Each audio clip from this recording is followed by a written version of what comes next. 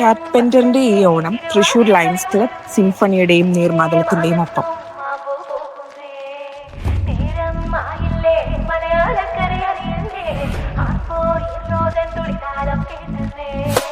ചെണ്ടമേളക്കൊട്ടി കളിയാണ്, മുല്ലപ്പൂവും ചൂടി വരവാണ്, സദ്യ കൂട്ടങ്ങൾ ഒരുങ്ങാണ്, ഒന്നാട്ട തിന്നാട്ടം. ഈ വർഷം വൈബ് കുറച്ച് കൂടുതലാണ്. കൊട്ടി കളിയാണ്, മുല്ലപ്പൂവും ചൂടി വരവാണ്, സദ്യ കൂട്ടങ്ങൾ ഒരുങ്ങാണ്, ഒന്നാട്ട പാട്ട് വരാറില്ല.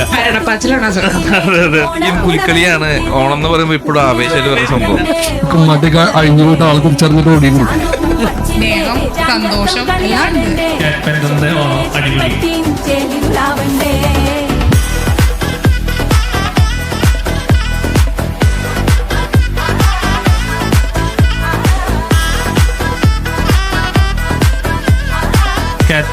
ഓണം അടിപൊളി, സൂപ്പർ.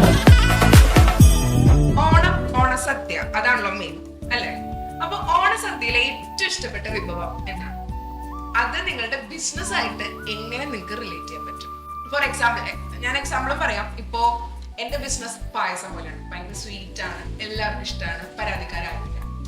ആ ഒരു ലൈനില് അങ്ങനെ നിങ്ങൾക്ക് നിങ്ങളുടെ ബിസിനസ്സും ഓണസദ്യയിലെ ഏറ്റവും ഇഷ്ടപ്പെട്ട വിഭവമായിട്ട് എങ്ങനെ കണക്ട് ചെയ്യാൻ പറ്റും? ഞാൻ പറയാം. പൈനാപ്പിൾ കറി ഭയങ്കര സ്വീറ്റ് ആണ്. പിന്നെ ഇപ്പൊ പൈനാപ്പിളിന്റെ ഏറ്റവും വലിയ സീസൺ ആണ് ഇപ്പൊ. ശരിക്കും പറഞ്ഞാല് ഇതിന്റെ സീസൺ ആണല്ലോ. നമുക്ക് നമ്മുടെ സെയിലും വെഡിങ് സീസൺ ആണ് ഏറ്റവും ചിങ്ങമാസം എന്നൊക്കെ പറഞ്ഞാല്. അപ്പൊ എനിക്ക് അത് റിലേറ്റ് അങ്ങനെയല്ല, പക്ഷെ എനിക്ക് പൈനാപ്പിൾ കറി ഇഷ്ടമാണ്. എനിക്ക് ഏറ്റവും ഇഷ്ടം ഈ ഓണസദ്യ ഇങ്ങനെ കഴിച്ചുകൊണ്ടിരിക്കുമ്പോ സാമ്പാർ കുഴിച്ച് എൻ്റെ അടുത്ത സെറ്റ് പരിപ്പും പായസവും വരില്ലേ, സോറി പരിപ്പും നെയ്യും. അതായത് ശരിക്കും ടോപ്പിംഗ് പോലെയാണ്. മിക്സ് ചെയ്തിട്ട് നെയ്യില് പരിപ്പില് നെയ്യ് ഒഴിച്ചിട്ട് ടോപ്പിംഗ് പോലെ ശരിക്കും നമ്മൾ ഒരു ടോപ്പിംഗ് ചെയ്യണ പോലെയാണ് സദ്യയിൽ കഴിക്കാറ്. ഭയങ്കര ഫേവറേറ്റ്, മൊത്തത്തില് ആ സദ്യയുടെ ഫ്ലേവർ പറഞ്ഞ സംഭവമാണ്. അതുപോലെയാണ് ഞങ്ങളുടെ ബിസിനസ്സും. സാധാരണ നോർമൽ കൺസ്ട്രക്ഷൻ പോലെയല്ല ഞങ്ങളുടെ കൺസ്ട്രക്ഷൻ. മൊത്തം ഒരു ഫ്ലേവർ മാറ്റി ഒരു വേറൊരു വൈബിലേക്ക് കൊണ്ടുവരുന്ന ഒരു ബിസിനസ്സാണ് ഞങ്ങൾ കൺസ്ട്രക്ഷൻ ചെയ്തുകൊണ്ടിരിക്കുന്നത്. ഞങ്ങൾ കൂടുതലും ഫോക്കസ് ചെയ്യുന്നത് പഴയ ബിൽഡിങ്സിന്റെ റീസ്റ്റോറിംഗ് ആണ് ഞങ്ങൾ കൂടുതൽ ഫോക്കസ് ചെയ്യുന്നത്. ഞങ്ങൾ കൂടുതലും ചെയ്തുകൊണ്ടിരിക്കുന്നത് അറൌണ്ട് 120 years പഴക്കമുള്ള ബിൽഡിങ്സിനെ റീസ്റ്റോർ ചെയ്ത് ഫേസ് ലിഫ്റ്റ് ചെയ്ത് എങ്ങനെ പുതിയൊരു ലുക്കിലേക്ക് കൊണ്ടുവരാൻ പറ്റും. എനിക്ക് എങ്ങനെയാന്ന് വെച്ചാൽ ഫുഡ് കഴിക്കുമ്പോ സാമ്പാറ് എല്ലാം പച്ചക്കറി വേണം, അതിന്റെ കൂടെ ഒരു ചിക്കൻ പീസ് വേണം. അയ്യോ അപ്പോ എന്റെ ബിസിനസ്സും ഇതും കൂടിയിട്ട് കണക്ട് ചെയ്യുന്നത് എങ്ങനെയാന്ന് എനിക്കറിയില്ല. ചിക്കൻ പീസ് ആയിട്ടാ? ചിക്കൻ പീസ് വേണം സാമ്പാർ. ചിക്കൻ എന്ന് പറയുമ്പോ സ്പൈസിയാണ്, സ്പൈസി ഹോട്ടാണ് ചിക്കൻ എന്ന് പറയുന്നത്. അപ്പൊ പാർലറിലേക്ക് വരുന്നവരെ വളരെ മോഡേൺ ലുക്കായിട്ട്, അതുപോലെ ഈ രാശിയം തന്നെ അങ്ങനെയാണല്ലോ. ചിക്കൻ സാധാരണ നമ്മൾ സദ്യയുടെ ഒപ്പം ചിക്കൻ എന്ന് പറഞ്ഞ കോൺസെപ്റ്റ് നമുക്ക് ഇല്ല. ആ കോൺസെപ്റ്റ് കൊണ്ടുവരുന്നു പുതിയൊരു ആശയം. അതുപോലെ നമ്മൾ പഴയ ആൾക്കാർ പുതുമയിലേക്ക് വരുന്ന പോലെ പാർലറിലേക്ക് വരുന്നു, വീണ്ടും ഫ്രഷ് ആയിട്ട് നമ്മൾ തിരിച്ചു വരുന്നു. എങ്ങനെയുണ്ട്?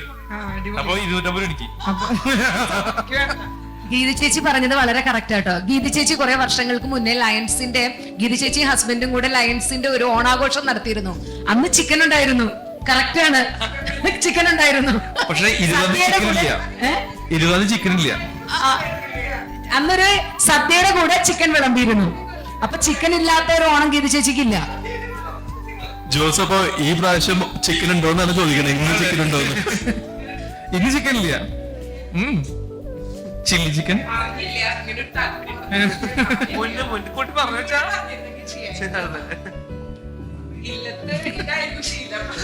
നമ്മൾ ഇല്ലത്ത് ചിക്കൻ നോൺ വെജ് പറ്റില്ല, ഇല്ലത്ത് വെജ് മാത്രം പറ്റുള്ളൂ.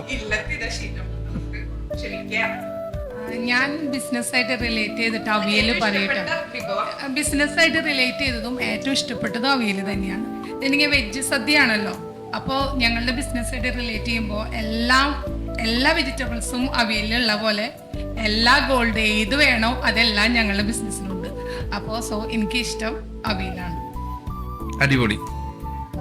എനിക്കിഷ്ടം സാമ്പാറാണ്. ഞാനിപ്പോ ബിസിനസ് തുടങ്ങിയ സമയത്ത് സാമ്പാർ പോലെയായിരുന്നു. ഇപ്പോ ഈ സദ്യയിലെ ഏറ്റവും ഇഷ്ടം സാമ്പാറാണ്. കാരണം അത് ബിസിനസ്സായിട്ട് എങ്ങനെയാ കണക്ട് ചെയ്യാന്ന് വെച്ചാൽ ഇപ്പൊ ഞാൻ സ്റ്റാർട്ട് ചെയ്തത് ഇപ്പൊ ഒരു അലോവേരയുടെ സോപ്പ്, കറ്റാർവാഴ കൊണ്ടുള്ള ഒരു സോപ്പാണ്. അതുപോലെ തന്നെ എല്ലാ വെജിറ്റബിൾസും ഫ്രൂട്ട്സ് ഒക്കെ വെച്ചിട്ടാണ് ഞാൻ സോപ്സ് ഉണ്ടാക്കി തുടങ്ങിയത്, ഇപ്പൊ വീട്ടിലാണെന്നുണ്ടെങ്കിലും. അപ്പൊ ആ സമയത്ത് എന്റെ ഫ്രണ്ട്സ് ഒക്കെ പറയായിരുന്നു, ഷോപ്പിൽ പോയിട്ട് കുറച്ച് സാമ്പാർ കഷ്ണങ്ങളൊക്കെ വാങ്ങിച്ചു കഴിഞ്ഞിട്ടുണ്ടെങ്കിൽ സോപ്പും കോസ്മെറ്റിക്സ് ഒക്കെ പിറ്റേ ദിവസം ഉണ്ടാവുന്നത്. അപ്പൊ അങ്ങനെ കണക്ട് ചെയ്യുമ്പോൾ എന്റെ എല്ലാ ഈ സദ്യയിലുള്ള എല്ലാ വെജിറ്റബിൾസും കൊണ്ട് നമുക്ക് എല്ലാ പ്രൊഡക്ട്സ് ഉണ്ടാക്കാൻ പറ്റും. അങ്ങനെയാണ് എനിക്ക് കണക്ട് ചെയ്യാൻ പറ്റുന്നത്. എനിക്കങ്ങനെ സദ്യയിലെ എല്ലാ വിഭവങ്ങളും ഇഷ്ടമാണ്. എനിക്ക് പ്രത്യേകം പിന്നെ എനിക്ക് ഒരു കാര്യം തോന്നിയിട്ടുള്ളത്, ഈ എത്ര കാലം ഈ ട്രെൻഡുകൾ മാറി വന്നിട്ടും മാറാതെ നിൽക്കുന്ന നമ്മുടെ ഈ ട്രഡീഷണൽ സദ്യ തന്നെയാണ്. കാരണം കുറച്ച് വർഷങ്ങൾക്ക് മുമ്പ് അല്ലെങ്കിൽ പഴയ കാലത്ത് നമ്മൾ ഭക്ഷണം ഉണ്ടാക്കിയിട്ട് ആരെങ്കിലും അതിന്റെ ഫോട്ടോ എടുത്തിട്ട് ജസ്റ്റ് അപ്പുറത്തെ വീട്ടിൽ കാണിക്കുക അല്ലെങ്കിൽ ഫ്രണ്ടിന് കാണിക്കില്ലേ. ഇപ്പൊ നമ്മൾ ആദ്യം തന്നെ എന്താ ചെയ്യുക, വീട്ടിലുണ്ടാക്കുന്ന ആദ്യത്തെ ഭക്ഷണത്തിന്റെ ആദ്യത്തെ ഫോട്ടോ ഭക്ഷണം കഴിക്കുന്നതിന് മുന്നേ ലൈവില് പോയിട്ടുണ്ടാവും. അത് അന്നത്തെ കാലത്ത് ചിന്തിച്ചു നോക്കി, അത് ഒരിക്കലും ആരും ചെയ്യാത്തൊരു സംഭവമാണ്.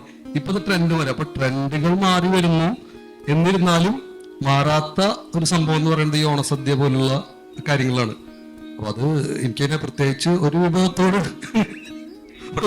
ഇഷ്ടമില്ല, അതുപോലെ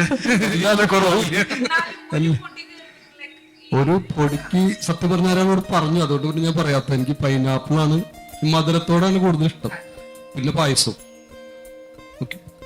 ഇപ്പൊ എനിക്ക് ഏറ്റവും ഇഷ്ടം പായസം തന്നെയാണ്.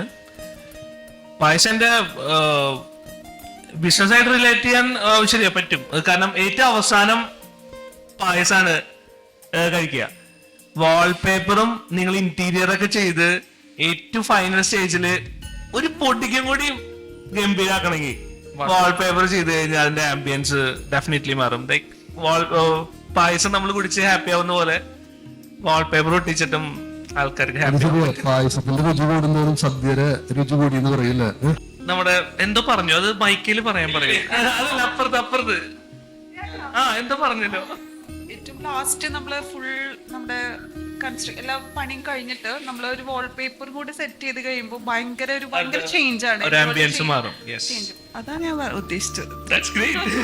അതല്ലേ മൈക്ക് തരാൻ പറഞ്ഞേ. ഇതാണ് ഞാൻ കൊടുക്കില്ലായിരുന്നു. ഞാൻ പറയാം,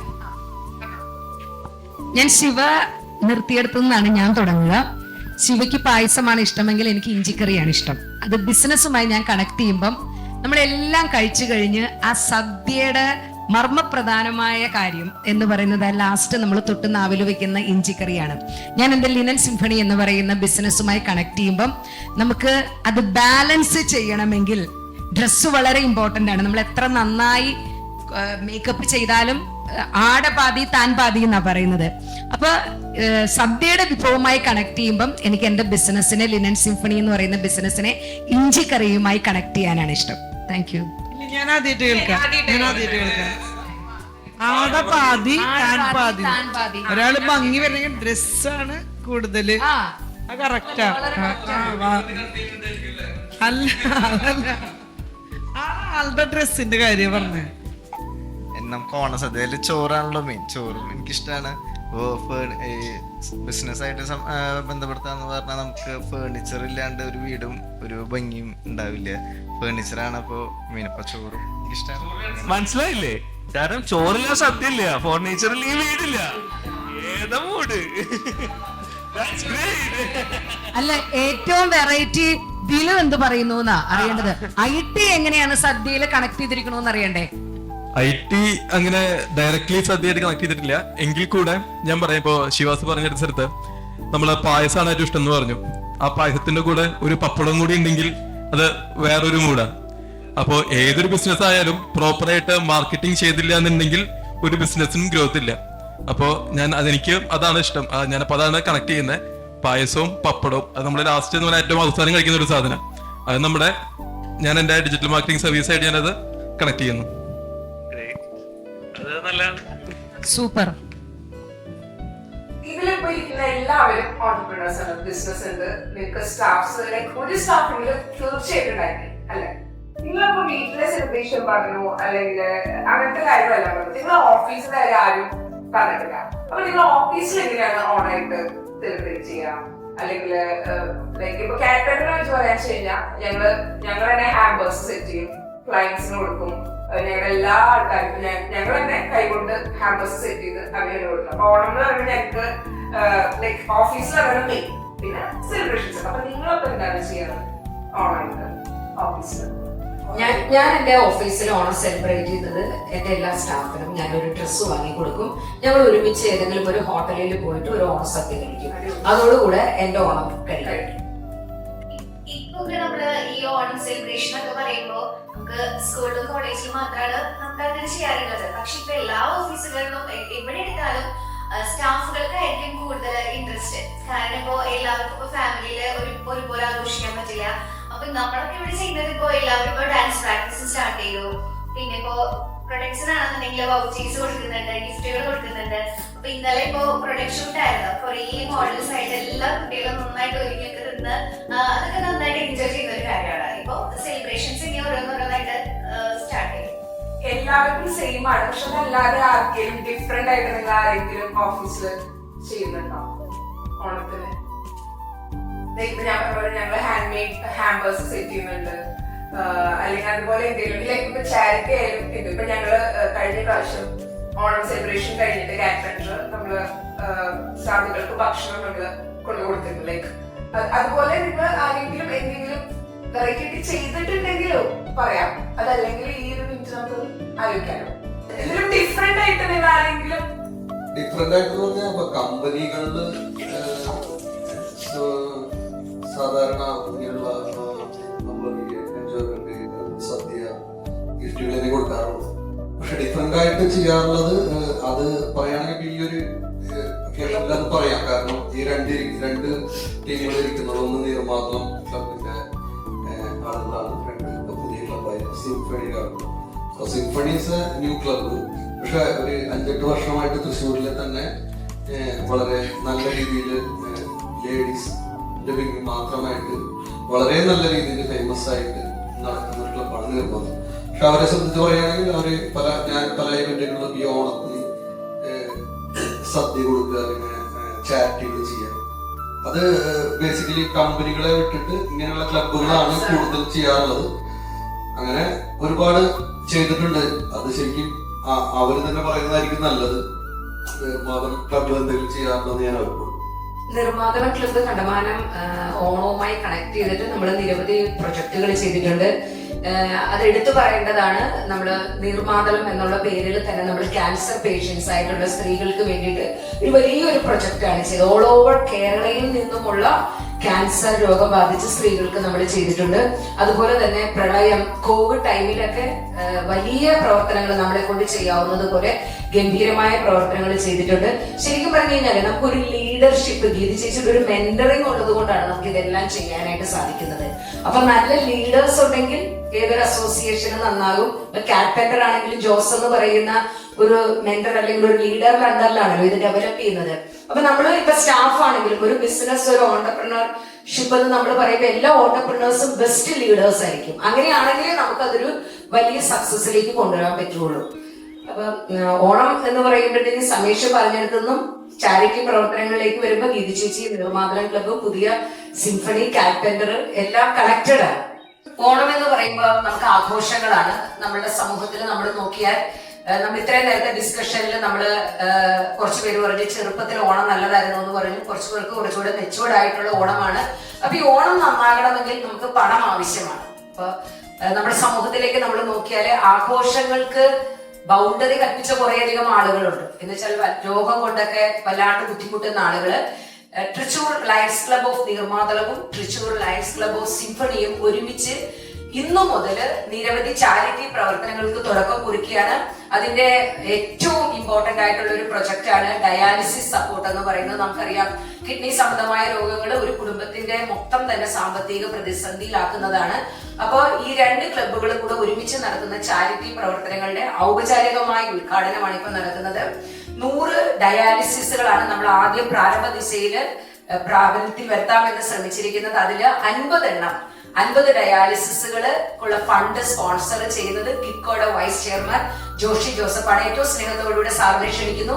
ഈ ഉപഹാരം, ഈ സഹായം ഏറ്റുവാങ്ങി ഡിസ്ട്രിബ്യൂട്ട് ചെയ്യുവാനായി തൃശൂർ ലയൺസ് ക്ലബ് ഓഫ് നീർമാതളത്തിന്റെ chapter president Geethu Thomas, Thrissur lions club of സിംഫണിയുടെ പ്രസിഡന്റ് ജോസ് കാട്ടൂക്കാരൻ, രണ്ടുപേരെയും ഏറ്റവും സ്നേഹത്തോടുകൂടി ക്ഷണിക്കുന്നു. ജോഷി സാറിനെ ചാരിറ്റി പ്രവർത്തനങ്ങളുടെ ഉദ്ഘാടനവും സ്പോൺസർഷിപ്പിനുമായി ക്ഷണിക്കുന്നു. അപ്പൊ നമുക്ക് ഒരുമിച്ച് ഇതില് ചാനലിൽ പങ്കെടുക്കാം. ഏറ്റവും നല്ല സുന്ദരമായ ഒരു നിമിഷത്തിനാണ് നമ്മളിപ്പോ സാക്ഷ്യം വഹിച്ചുകൊണ്ടിരിക്കുന്നത്. ഓണാഘോഷങ്ങളോടൊപ്പം തന്നെ സമൂഹത്തില് കഷ്ടപ്പെടുന്ന ആളുകൾക്ക് സപ്പോർട്ട് കൊടുത്തുകൊണ്ട് കിറ്റ്കോയുടെ വൈസ് ചെയർമാൻ ജോഷി ജോസഫിന്റെ കയ്യിൽ നിന്നും സഹായം സ്വീകരിക്കുന്നു. Lions club of Thrissur Neermathalam chapter president Geethu Thomas, lions club of Thrissur Symphony Jose Kattookaran. അതോടൊപ്പം തന്നെ നമ്മുടെ സമൂഹത്തില് ഇതുപോലെയുള്ള ചാരിറ്റി പ്രവർത്തനങ്ങൾക്ക് അസോസിയേറ്റ് ചെയ്തുകൊണ്ട് സപ്പോർട്ട് ചെയ്യാൻ ആഗ്രഹിക്കുന്ന നല്ല ഓണ്ടർപ്രണേഴ്സിനെ ഏറ്റവും സന്തോഷത്തോടുകൂടി ക്ഷണിക്കുകയാണ്. നമുക്ക് ഒരുമിച്ച് സമൂഹത്തിൽ നിന്നുമുള്ള കിഡ്നി രോഗത്തെ കഷ്ടപ്പെടുന്ന ആളുകളെ നമുക്ക് സപ്പോർട്ട് ചെയ്യാം. നിങ്ങൾക്ക് ആർക്കെങ്കിലും അങ്ങനെയുള്ള സപ്പോർട്ടുകൾ ഈ ഓണാഘോഷവുമായി കണക്ട് ചെയ്തിട്ട് ചെയ്യണമെന്ന് ആഗ്രഹമുണ്ടെങ്കിൽ Thrissur Neermathalam Thrissur lions club of സിംഫണിയുടെ ഭാരവാഹികളെ കോൺടാക്ട് ചെയ്യാവുന്നതാണ്. ഏറ്റവും സ്നേഹത്തോടുകൂടെ നിങ്ങളെ ഈ ഓണാഘോഷങ്ങളിലേക്കും ചാരിറ്റി പ്രവർത്തനങ്ങളിലേക്കും ക്ഷണിച്ചുകൊള്ളുന്നു. Thank U.